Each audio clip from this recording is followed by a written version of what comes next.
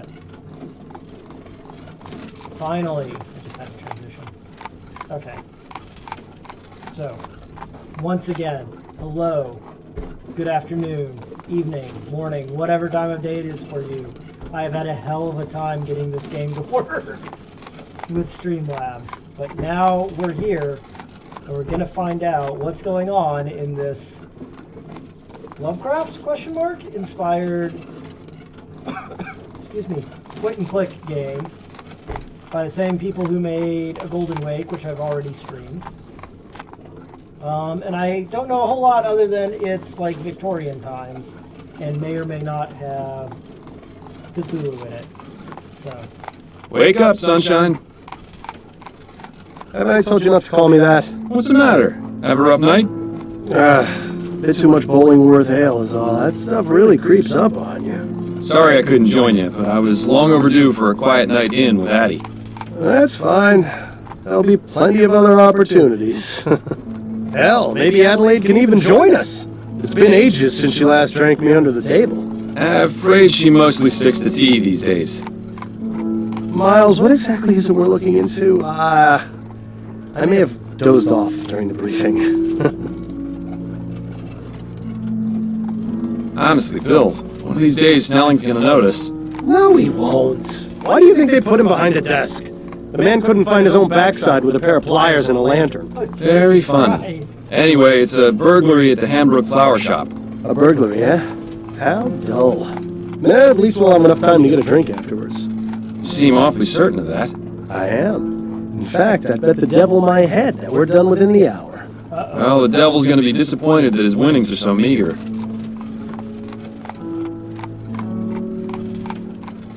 Ah, we've arrived. After you, Bill. City of Delhi, 1844.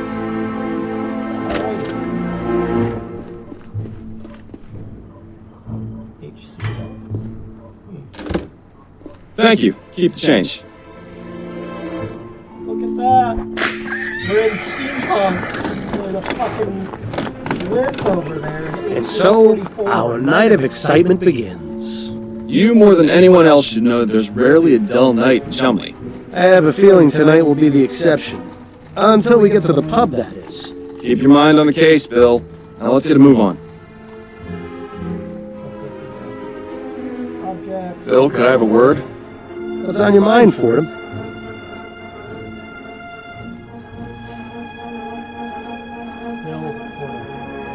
A burglary at a flower shop.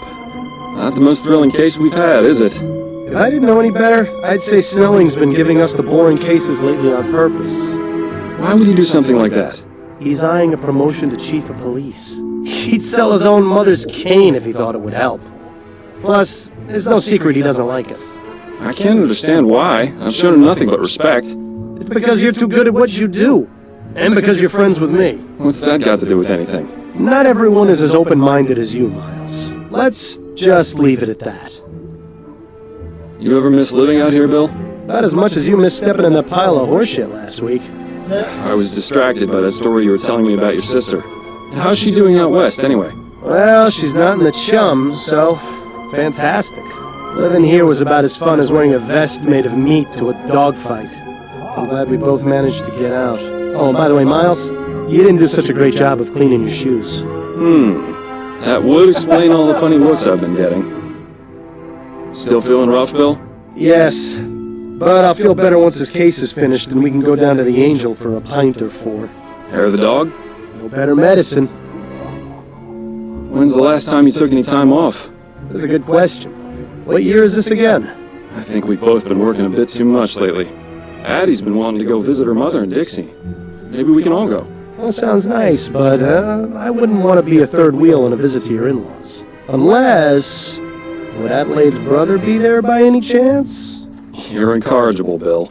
It's one of my finer qualities. Bill's gay. Got any opinions on the upcoming election? I'll just be glad when it's all over. Seems like the last few months have been nothing but people giving opinions and telling me what to do without a moment's peace. I know what you mean. I already saw some kids putting up Atwood posters down my street. I already drew mustaches in all the ones on my street. Handlebar? You know me too well. I always thought of Atwood as more of a Van Dyke type of man myself. I can see that. Yeah. Well, there's something to do tomorrow. That's amazing. You enjoying this weather? It's a nice evening for it, not too hot. I find a bit of fresh air always helps clear out the mental cobwebs. It's just too bad the air in the chum is about as fresh as a week-old corpse. At any rate, it'll be winter before you know it. The whole city will be shut down, and we'll be digging bodies out from under the snowbanks. Always something to look forward to. The ferry ride over was surprisingly uneventful, don't you think? I know. It doesn't really feel like a visit to the chum without seeing at least one fist fight. Ah, well, there's always the ride back. Let's get back to it. All right. What do the entire Fordham, what are you doing? I was going to check inside this trash can for clues. Miles, in the 15 years we've been partners, how many times have you found something inside a trash can that wasn't garbage? Fair point. No point wasting time. You find Looks like they've had some trouble with vandalism. pretty much every business in this part of town has. That reminds me. I should pick up a bouquet for Addie when we're done here. Seems like you've been spending more time with me than with her lately. I sure hope she's not the jealous type. Glad this thing is lit. This isn't really the type of place I'd prefer to be at this time of night. Don't worry, Miles. I've got your back. He's just pacing back and forth, muttering to himself. Probably one of the patients from Riverview. Seems like there's more of them on the streets than in the asylum these days. An all too common sight in this part of town. Sad to say, it hasn't really changed much since I was a boy. roll now? Can't believe that thing made it all the way across the Atlantic in less than a week. Don't scoff at the future, Miles. Pretty soon, we'll all be riding those things to work. We will not. Especially considering Prince Harold is their big celebrity passenger. We will not be. If they explode. Really bad publicity. Certainly looks cozy in there. Plants have a nice way of doing that.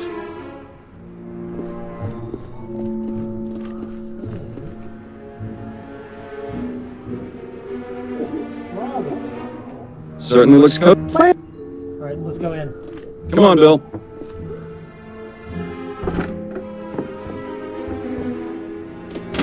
Charming little place, isn't it? Charming, but empty. We need to find the owner. Always so to the point, Fordham. If ever there was a better time to stop and smell the flowers. I think I'll leave that to you, Bill. With my allergies? Hardly. Same, Bill. Same. Plants hanging on hooks. Nice space-saving method. I'd probably bang my head against them constantly if I had them in my apartment. These prices are pretty reasonable. The place I'd go in Worcester's clearly robbing me blind. If you think those are bad, don't go near the flower shops in Leon. This is quite the selection. Come over here and take a whiff, Bill. Sure, if you don't mind me getting snot all over your coat. Oh, no, not the Myers case all over again. On second thought, you can just stay over there.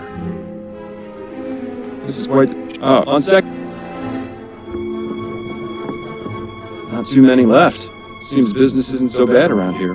Well, you know what they say. There are only 3 certainties in life. Death, taxes, and people taking advantage of sales.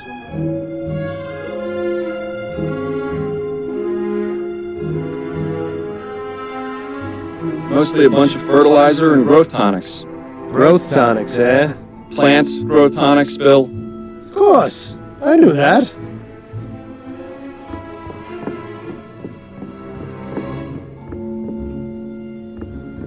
It says private. Well, that's one mystery solved. You seem to be part of the watering system for the flowers. I haven't seen old piping like this in a while. Seems like someone's reluctant to upgrade. No. Be right there. Bell go ting-a-ling-a-ling. Ring. Oh, hello, gentlemen. I must say you caught me by surprise. I was preparing to close soon. May I help you find anything? The flowers in the center display are half price this week, and I have a special on chrysanthemums today. Or perhaps a custom bouquet for the special ladies in your lives? I have no need myself, but maybe Adelaide would appreciate a little something. Eh, Miles? Those peonies in the corner look nice. I'm afraid we're not here as customers tonight, ma'am. We'd like to have a word with the proprietor. Is he in? I see. I am Cecilia Handbook, and this is my shop. What can I do for you, gentlemen? I'm Detective Miles Fordham, and this is my partner William Legere. We received a report of a burglary at your store. A report? From whom? I never contacted the police before, and I didn't this time, either. It was made anonymously, but are you saying this isn't the first time it's happened? Correct.